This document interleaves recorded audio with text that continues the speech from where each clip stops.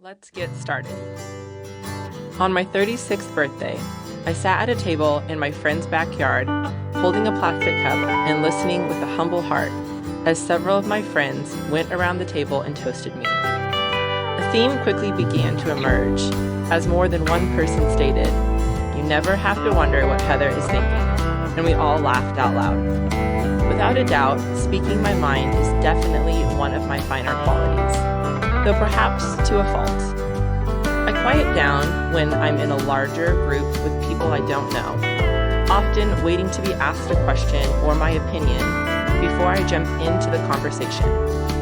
But when I'm with my friends or in a larger group of people I know, it's true.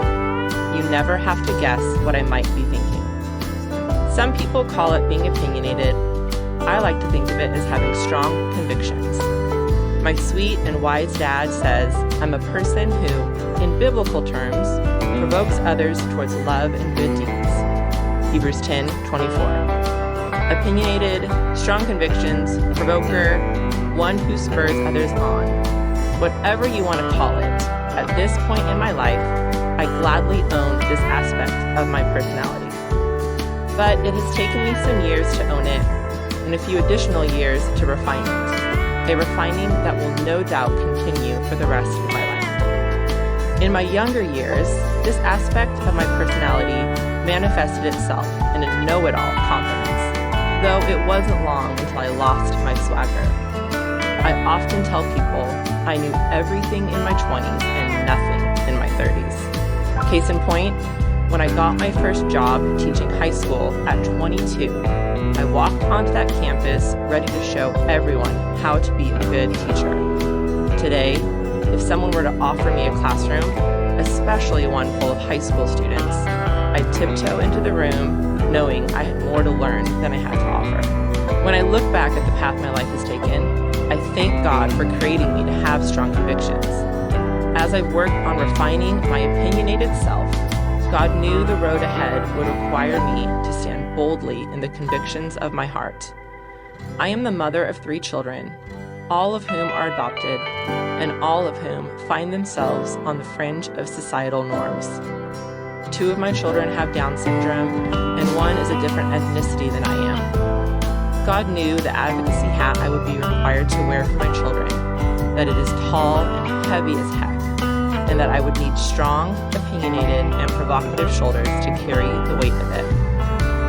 It has taken me years to be able to wear my advocacy hat well. At times, I have been clumsy and foolish as I tried to carry it on my own, and without doing the hard work required to strengthen my shoulders and improve my balance and agility. I've learned and continue to learn that I gain strong shoulders, improved balance, and agility when I hold my opinions loosely and surround myself with people whose opinions differ from mine. I've learned to shut my mouth, open my ears, and really listen to people I have been prone to tune out. And I've learned to trust my God and my gut when the world around me seems to be spinning out of control. God knew as I provoked others on toward love and good deeds, I would need them to become listeners as well. If I want the world to see the worth and value of my children, who are so often categorized as other, I need the world to tune its ear to their voices and choose to listen. And all of this, listening and trying to be listened to, is really hard work, friends. Listening to the voices of those we have never chosen to hear before can be in your face, uncomfortable, messy, and sometimes hurtful, and it almost always requires prescription strength humility pills.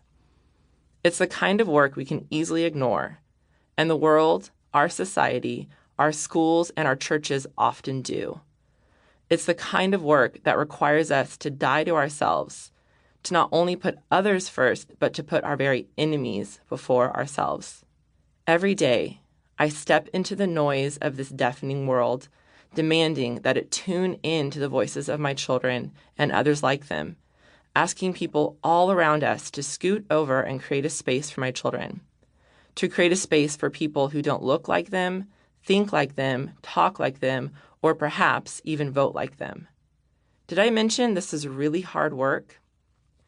I want you to know all of these things about me and about this hard work because